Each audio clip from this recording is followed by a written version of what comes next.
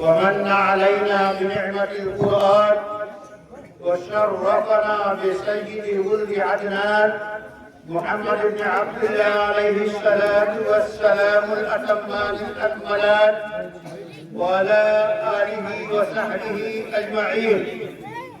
أعوذ بالله من الشيطان الرجيم. بسم الله الرحمن الرحيم. بل هو قرآن مجيد في لوح محفوظ. حضرات گرامی، سب سے پہلے میں مبارکباد دیتا ہوں ان حافظ طلباء کو جنہوں نے حفظ مکمل کی اور ان کے سروں پہ دستار کی شکل میں تاج رکھا گیا. اسی طرح قابل مبارکباد ہیں ان کے والدین، ان کے گھرانے کے لوگ اور اس مدرسے کے ذمہ داران، اور خصوصی طور پہ جن حافظ صاحب نے انہیں محنت سے جو ہے خون جگر پلا کر حافظ بنایا، وہ ان سب کو مبارک ہو.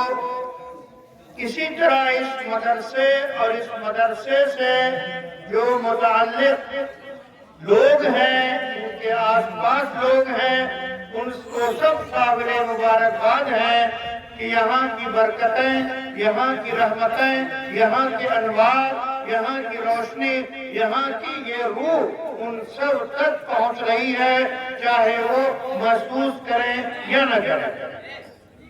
یہ قرآن کریم جس کو ان بچوں نے حفظ کیا ہے، یاد کیا ہے، یاد کرنا خود ایک معجزہ. دنیا کی کوئی کتاب ایسی نہیں ہے جسے کوئی انسان اسے یاد کر کے، حفظ کر کے، رٹ کے مکمل اپنے سینے میں سمو لے اور جب چاہے پڑھ پڑھے. یہ معجزہ ہے کتاب اللہ کا، اللہ کی کتاب کا، قرآن کریم کا. قرآن کریم سراپا معجزہ. آپ جانتے ہیں معجزہ کسے کہتے ہیں؟ معجزہ کہتے ہیں جس کے کرنے پہ کوئی قادر نہ ہو. اللہ کی طرف سے وہ چیز ظاہر کی جائے اور عادت اللہ عادت کے خلاف ہو، عام معمول کے خلاف ہو، اور اس جیسی چیز اور کوئی نہ کر سکے. یہ ہے معجزہ. معجزہ جو ظاہر ہوتا ہے صرف اور صرف انبیاء اور رسولوں کے ہاتھوں پہ ظاہر ہوتا ہے. دیگر تمام انبیاء کے معجزے ان کی زندگی کے ساتھ تھے، ان کی حیات کے ساتھ تھے، ان کے زمانے کے ساتھ تھے.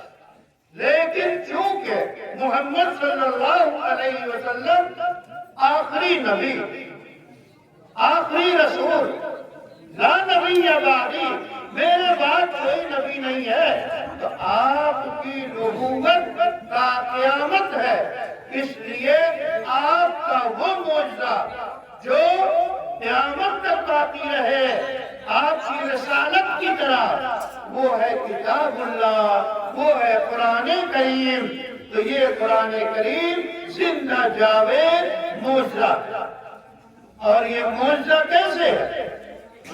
جس وقت قرآن نازل ہونا شروع ہوا اس کا آپ جائزہ لیں. اس وقت عربک لٹریچر میں، عربی ادب جو کلاسیکل تھا، جو ہر طرح کے ادب کا مجموعہ تھا، تمام اصناف اور قسمیں ادب کی پائی جاتی تھی، وہ ایسا ادب تھا کہ درجہ کمال کو پہنچ چکا تھا، اوج کمال کو پہنچ چکا تھا، اور جاہلی ادب کے سامنے دنیا کا کوئی ادب ٹھہرتا نہیں تھا.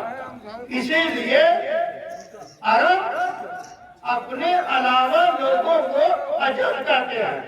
عجم کا مطلب گونگے، یعنی اصل زبان ہے، اصل بول ہے، بات ہے، سب کے سب بھول گئے۔ یہ عربی زبان کا معجزہ ہے۔ تو اس وقت سب سے اعلیٰ معیار کو ادب پہنچ چکا تھا۔ ایسے وقت میں جبکہ ادبا، شعراء، خطبا، عالی مقام دندہ شکن جواب دینے والے شعراء موجود تھے، ایسے دور میں قرآن نازل ہوتا ہے۔ کہاں قرآن نازل ہوتا ہے؟ محمد عربی صلی اللہ علیہ وسلم غار حرا میں تشریف رکھتے ہیں۔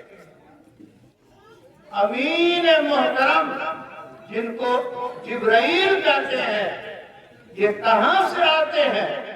اس حق تعالی شانہ کی طرف سے جس کی صفت بھی امین ہے۔ امین کے یہاں سے امین آتے ہیں، امین کے پاس آتے ہیں۔ اللہ امین، جبرائیل امین، محمد امین۔ یہ تینوں امین کیا لاتے ہیں؟ یہ محمد عربی کے پاس جبرائیل کیا لاتے ہیں؟ امانت لاتے ہیں۔ کون سی امانت؟ اللہ نے فرمایا اِنَّا عَرَضْنَا الْأَمَانَةَ عَلَى السَّمَاوَاتِ وَالْأَرْضِ وَالْجِبَالِ فَأَبَيْنَ أَنْ يَحْمِلْنَهَا وَحَمَلَهَا الْإِنسَانُ إِنَّهُ كَانَ ظَلُومًا جَهُولًا۔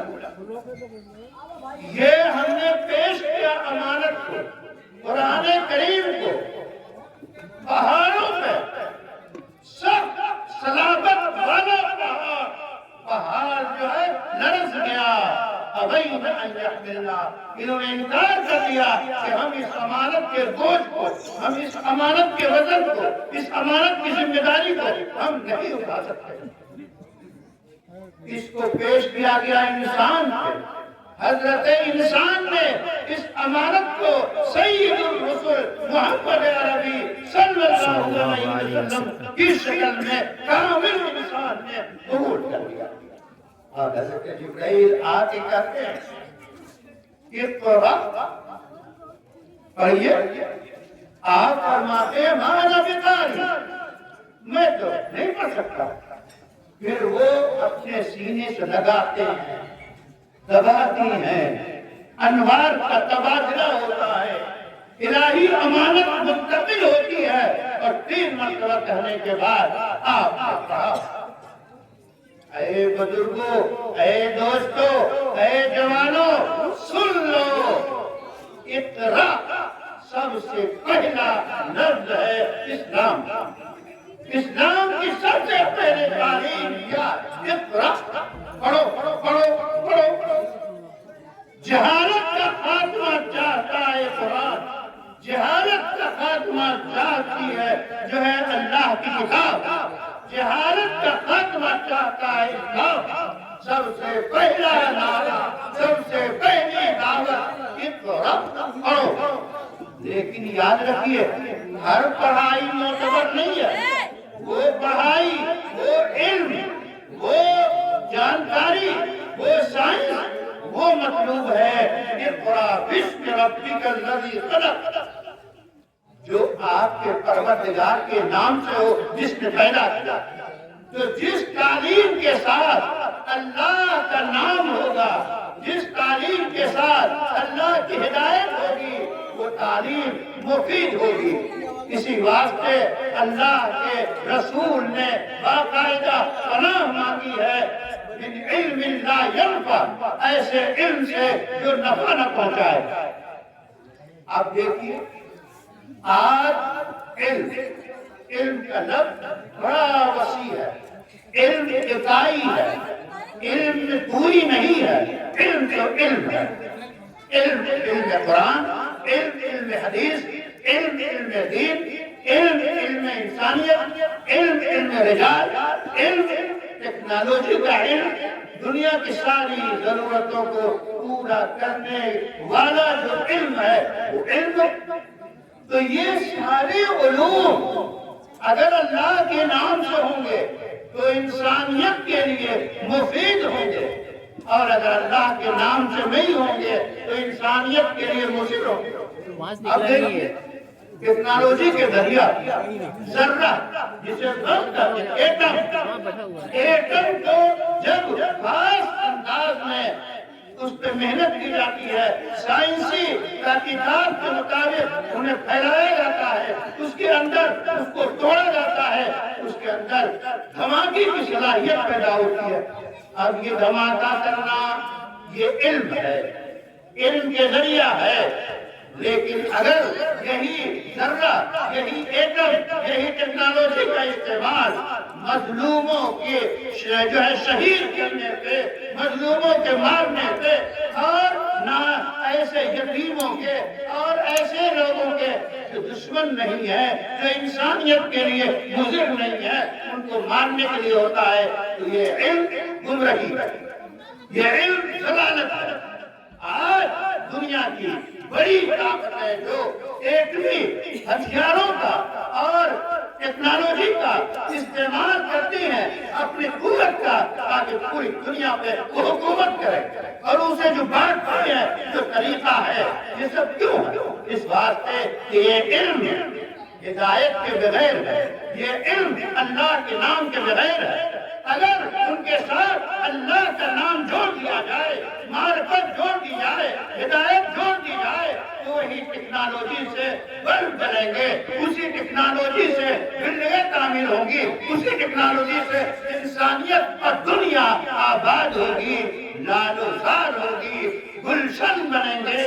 اور اگر اس کا اللہ کے نام ایک تار کو، فیوز کو اڑا دیا گیا، صرف علم کو رکھا گیا، اور اللہ کی ڈر کو، خوف کو، نام کو ہٹا دیا گیا، تو یہی تعلیم اور یہی علم دنیا کو برباد کرتی ہے، جو اسلحے گراتی ہے، بم گراتی ہے، غزہ کے، فلسطین کے، اور دنیا میں نہ جانے کتنے لوگوں کے سہاگ اجاڑتی ہے اور تباہی پھیلاتی ہے۔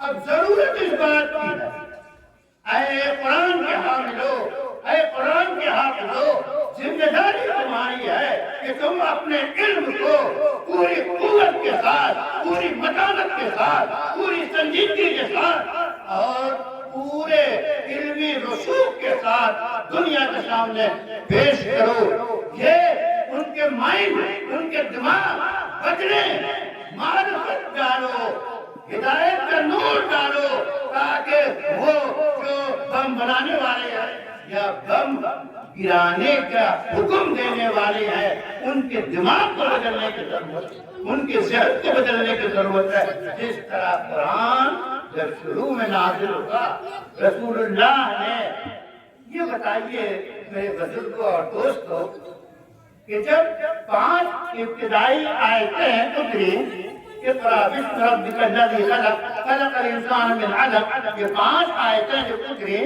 تو رسول اللہ صلی اللہ علیہ وسلم نے کیا کیا؟ کیا ان آیتوں کو خوبصورت مخملی، طلائی، نقرئی، سونے چاندی کے لفافے میں بیگ میں رکھ کر ام المؤمنین سیدہ خدیجہ کے سرہانے یا ان کی سیف میں لا کے تجوری میں بند کر دیا، لاک کر دیا؟ کیا یہ کیا؟ نہیں، اس آیتوں کو آپ مکہ کی گلیوں میں پڑھنا شروع کیا، ایک ایک امیر کو، ایک ایک غریب کو، ایک ایک پارلیمان، اس کو جو پارلیمان تھا، ملیالہ پارلیمان جو تھا، اس کے ممبروں کو سنانا شروع کیا۔ جیسے جیسے آیتیں اترتی ویسے ویسے رسول اللہ صلی اللہ علیہ وسلم مکہ کی گلیوں میں سناتے۔ اس کا اثر کیا ہوا؟ کہا گیا یہ کوئی چیز گھر کر آئے ہیں، کوئی کہنے لگا یہ شاعر ہے، کوئی کہنے لگا جادوگر ہے۔ کیوں؟ اس بات کی جو کلام پیش کر رہے تھے ویسا کلام اس ادبی اور اعلیٰ درجے کی لٹریچر کے دور میں ایسا کلام نہیں تھا۔ اس کلام کو دیکھ کر، وہ حیرت انگیز کلام کو دیکھ کر، قرآن سن کر وہ باقاعدہ کہتے کہ یہ تو جادو ہے، لیکن ان میں بھی جو حق پسند تھے اندر کہتے تھے یہ تو ایسا کلام ہے جو کہ نہ جادو ہے، نہ جو ہے سحر ہے، نہ بیماری ہے، بلکہ یہ تو اعلیٰ کلام ہے۔ اس کلام نے عاجز کر دیا، اس لیے معجزہ۔ پھر قرآن نے دعویٰ کیا، چلو تم کہتے ہو یہ کلام محمد لے کر آئے ہیں، تو تم بھی تو شاعر ہو، ادیب ہو، خطیب ہو، لاؤ 10 صورتیں لاؤ بنا کر قرآن جیسی۔ نہیں لا سکتے، چلو آیتیں لاؤ، چلو ایک آیت لاؤ۔ وَإِن كُنتُمْ فِي رَيْبٍ مِّمَّا نَزَّلْنَا عَلَىٰ عَبْدِنَا فَأْتُوا بِسُورَةٍ، ایک سورت لا دو۔ تو پورا عرب، پورے عربی بولنے والی دنیا آج نہیں لا سکی۔ یہ ہے قرآن۔ اس قرآن کو جب جس قوم نے، جس فرد نے، جس جماعت نے، جس گروہ نے، جس ملک نے مضبوطی سے پکڑا، اس پہ محنت کی، تو وہ ہمیشہ کامیاب ہوا۔ اگر ہم کامیابی چاہتے ہیں، اگر ہم بلندی چاہتے ہیں، اگر ہم یہ چاہتے ہیں کہ ہمارے اندر وہ اخلاق پیدا ہو، ہمارے اندر تبدیلی آئے، تو اس قرآن کو اسی طرح پڑھنا پڑے گا جس طرح صحابہ نے پڑھا، اسی طرح پڑھنا پڑے گا جس طرح عمر فاروق نے پڑھا، جس طرح ابو بکر نے پڑھا، جس طرح سیدنا علی نے پڑھا۔ اسی طرح جب جب یہ قرآن پڑھا گیا تو اس قرآن کو پڑھنے کے لیے ضروری ہے۔ اب پڑھنے کے بڑے طریقے ہیں۔ سب سے پہلی بات جو ہے قرآن کریم پر ایمان رکھنا، کہ ایمان رکھنے بغیر کوئی مسلمان، کوئی مومن نہیں ہو سکتا۔ کتب ہی آپ ایمان مجمل اور ایمان مفصل میں پڑھتے ہیں، وہ کتب ہی اللہ کی کتابوں میں ایمان لایا، تو قرآن کی ایمان لایا۔ اس کے بعد قرآن کے عبارت کو، اس کو سیکھنا اور پڑھنا، دیکھ کے پڑھنا، یہ ہر مسلمان کی ضرورت ہے۔ اس سلسلے میں یہ بھی ضروری ہے کہ ہم صحیح پڑھیں۔ آج ہمارے مکاتب میں عام طور پہ قرآن جو پڑھایا جاتا ہے وہ ہم کم تنخواہ پہ کسی عام مدرس کو لے کے آتے ہیں۔ آپ تو خوب جانتے ہیں کہ اگر انگلش میڈیم اسکول میں انگریزی پڑھانا ہے، کسی پڑھوانا ہے کسی ٹیچر سے، تو کم سے کم ایم اے لائیں گے، ایم اے لائیں گے، بی ایڈ لائیں گے، تربیت یافتہ، تب وہ جا کے انگریزی میڈیم میں پڑھاتا ہے۔ ہمارے مکتب کا کیا حال ہے؟ کوئی مل گیا دیکھنے میں دیندار، اس کو ہم لے آئے، چلو بھائی ہمارے یہاں پڑھاؤ۔ اب اس کے خود شین آپ صحیح نہیں، تجوید کے مطابق قرآن نہیں پڑھتا، تو پھر وہ کیا پڑھے گا قرآن؟ کیا پڑھائے گا وہ قرآن؟ اس لیے ناظرہ قرآن پڑھانے کے لیے ضروری ہے کہ اچھے حافظ، اچھے قاری، اچھے مجوید کا انتظام کریں تاکہ بہترین قرآن پڑھیں۔ آج کل آسانیاں، آپ جو ہے ائمہ حرم، شیخ سلیم اور اس طرح کے جو امام ہیں حرم کے، ان کے اسی طرح عرب دنیا کے اسکولوں میں پڑھانے والے قرآن اساتذہ جو ہیں، ان کے کیسٹ کو سنیں، ان کے ویڈیو کو، ان کے آڈیو کو سن کر آپ قرآن بہتر سے بہتر پڑھ سکتے ہیں، اور مدرسے کا، مکتب کا معلم اور استاد بھی اس سے مدد دے سکتا ہے۔ اس لیے قرآن پڑھیں، صاف پڑھیں، ترتیل کے ساتھ پڑھیں، اچھا پڑھیں، الہام کے ساتھ پڑھیں۔ حضرت مولانا ابرار الحق صاحب ہردوئی رحمۃ اللہ علیہ فرماتے، اگر کوئی انگریزی میں یہ کہے تو کا مطلب یعنی ٹو، اگر ٹو کہے گا، ٹو اور تو میں جو فرق ہے معروف اور مجہول کا، لیکن اگر ٹو کو اگر کوئی ٹو پڑھے گا تو انگریزی نہ کیا عام بچہ ٹوک دے گا کہ آپ غلط پڑھ رہے ہیں۔ وہ فرماتے اسی طرح الحمدو کو الحمدو پڑھتے ہیں، وہی غلطی ہے. جیسے کہ تو اور تو، اس لیے قرآن جس سے پڑھے وہ ایسے حافظ سے پڑھے، ایسے قاری سے پڑھے جو بہترین پڑھانے والا ہو. یہ ہمارے تمام مقاصد کی ضرورت ہے. اور میرے بزرگوں اور میرے دوستوں، آپ کی ذمہ داری ہے کہ آپ قرآن کریم پڑھانے کے لیے گاؤں گاؤں میں، محلے محلے میں، گھر گھر میں مکتب قائم کریں، اپنے گھر کی فضا کو بدلیں. اور میں صاف کہتا ہوں کہ آج کا دور کہ آپ موبائل کے ذریعے بچوں کو پڑھاؤ، موبائل میں سورہ فاتحہ فکر کر لیں اور بچے کو سنائیں، وہ اسی طرح یاد کریں. کیونکہ اس میں موبائل کی حیثیت ایسی ہے جیسے کہ چھری کے ذریعہ پھل تراش کے، کاٹ کے، کٹے بنا کے، چاٹ بنا کے آپ کھائیں خوشگوار، اور چاقو سے کوئی ہاتھ بھی کاٹ سکتا ہے، کسی کو نقصان بھی پہنچا سکتا ہے. اسی طرح اس موبائل میں دونوں پہلو ہیں. اس میں بہترین سے بہترین علم کی باتیں، فن کی باتیں، ہنر کی باتیں، پوری لائبریری اور پورا کتابخانہ موجود ہے. اس میں قاعدہ پڑھانے کی بھی ترکیب آتی ہے، اما پارا بھی پڑھانے کی ترکیب آتی ہے، روزانہ تلاوت کرنے کی بھی ترکیب آتی ہے. تو اس کے ذریعے اسی طرح جب آپ سونے جائیں گے تو اپنے بچوں کو سونے سے پہلے اس میں سے نکالیے دعا، اللہم بسمک اموت واحیا، میں آپ ہی کے نام سے سوتا اور جاگتا ہوں. یہ اس موبائل میں یہ دعا نکلے گی، ترجمہ بھی نکلے گا، تو اپنے بچوں کو ترجمہ سکھائیں. تو اس طرح کے اٹھنے کی، بیٹھنے کی، کھانے کی، پینے کی یہ دعائیں موبائل پر نکال کے بچوں کو سکھائیں، تاکہ بچہ اللہ کا نام لینے والا ہو، بچہ نمازی ہو، بچہ دیندار ہو، بچے کے دماغ میں طہارت، پاکیزگی، اچھائی، صفائی، عمدگی ہو.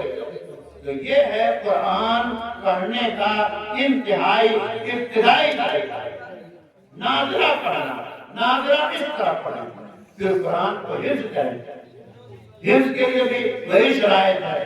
میں بہت صاف کر کے کہتا ہوں، آپ جانتے ہیں رمضان آنے والا ہے. اب رمضان میں بیشتر مسجدوں میں جو حافظ تراویح سناتا ہے، تراویح میں قرآن سناتا ہے، وہ کیا پڑھتا ہے وہی جانتا ہے. جارمون میں ختم. اور آپ خوش کہ ہمارے یہاں 30 منٹ میں تراویح مکمل، 45 منٹ میں تراویح مکمل. ارے وہ حروف کاٹ رہا ہے. کس کے حروف کاٹ رہا ہے؟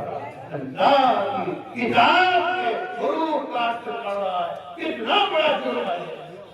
اگر ابھی ڈی ایم کا ایک لیٹر آ جائے انگریزی میں اور یہاں سے پڑھ کے سنانا ہو اور اس لیٹر کو آئی ایم او کی اس طرح کو کر دے تو فوراً سزا ہو جائے گی پڑھنے والے کو کہ ڈی ایم کے لیٹر کو غلط انداز میں پڑھا گیا. یہ جو ہے جرم ہے. آپ رب العالمین کے کلام کو پوری جماعت کے ساتھ رمضان میں، تراویح میں، نماز میں آپ ایسا سنتے ہیں کہ آپ کو پتہ نہیں چلتا کیا ہے، کیا پڑھ رہا ہے. اس بات سے حافظ ایسا بنائیے، حافظ ایسا بنائیے جو حافظ صاف دیکھے وَرَتِّلِ الْقُرْآنَ تَرْتِيلًا، اور قرآن کو ٹھہر ٹھہر کے پڑھو، علامت سے ٹھہر ٹھہر کے پڑھو. کہاں سے ضاد نکلتا ہے، کہاں سے ضا نکلتا ہے، کہاں سے ضا نکلتا ہے، ان سب کو معلوم کرو. قرآن تجوید کے مطابق پڑھو، اللہ کا کلام سمجھ کے پڑھو. ایسا پڑھو کہ گویا اللہ کو سنا رہے ہو، اللہ کو سن رہے ہیں. اس لیے ابھی سے طے کر لیجیے کہ رمضان کے لیے ایسا حافظ آئیں گے جو صاف صاف قرآن پڑھتا